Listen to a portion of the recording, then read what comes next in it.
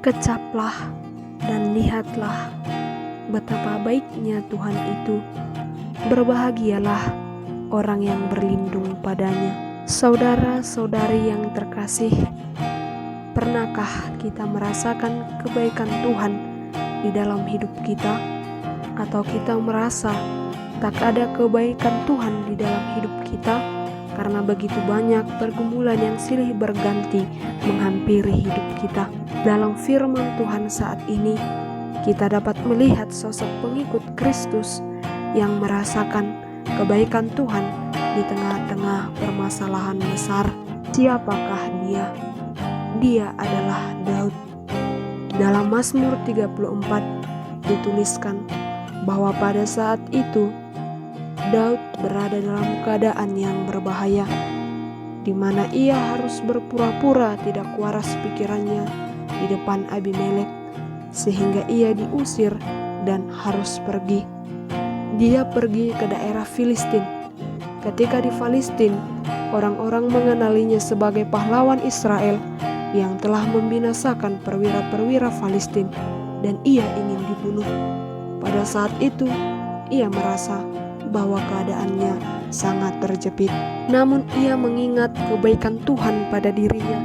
Ketika menghadapi pergumulan-pergumulan yang berat, Tuhan tetap menolongnya, sehingga ia meyakinkan imannya bahwa Tuhan akan menolongnya, dan Tuhan yang dia kenal, kebaikannya tidak akan berubah. Diberkatilah orang yang mengandalkan Tuhan dan menaruh harapan padanya. Daud benar-benar merasakan dan melihat kebaikan Tuhan di dalam kehidupannya. Itulah sebabnya ia menuliskan, "Kecaplah dan lihatlah betapa baiknya Tuhan itu." Saudara-saudari yang terkasih, kita mengetahui ketika kita menghadapi permasalahan hidup yang begitu besar, seringkali kita melupakan kebaikan Tuhan. Kita hanya terfokus kepada masalah kita, sehingga kita diperbudak oleh rasa takut, sedih, dan resah. Apakah kita selaku orang-orang percaya bersikap demikian ketika menghadapi suatu masalah? Tuhan tak menjanjikan bahwa hidup kita akan berjalan dengan mulus tanpa ada masalah, tanpa ada pergumulan. Tapi ketahuilah, Tuhan akan memberikan kekuatan.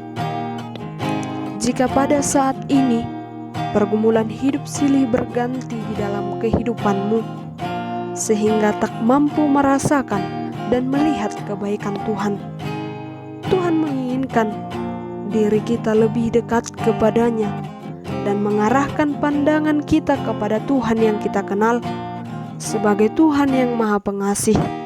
Maka kita akan kuat menjalani setiap permasalahan kita, dan kita akan menemukan sukacita di dalam Tuhan. Dapatkah kita meneladani sikap Daud?